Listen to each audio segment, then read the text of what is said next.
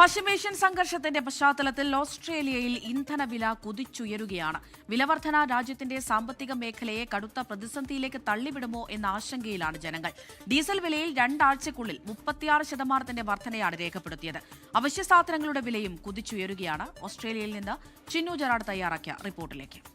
ഓസ്ട്രേലിയയിൽ ഇന്ധനവില കുതിച്ചുയരുമ്പോൾ പശ്ചിമേഷ്യയിലെ സംഘർഷങ്ങൾ സ്ഥിതി കൂടുതൽ വഷളാക്കിയേക്കുമെന്ന ആശങ്കയിലാണ് രാജ്യം.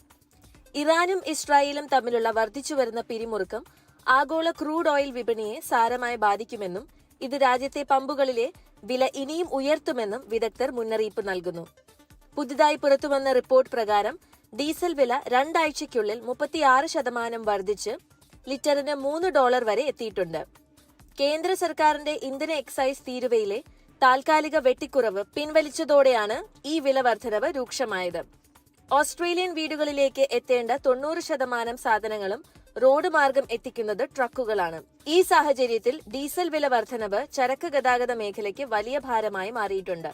ഇത് അവശ്യ വസ്തുക്കളുടെ വില വർധനവിനും സാധാരണക്കാരുടെ ജീവിത ചെലവ് കൂടുന്നതിനും ഇടയാക്കും.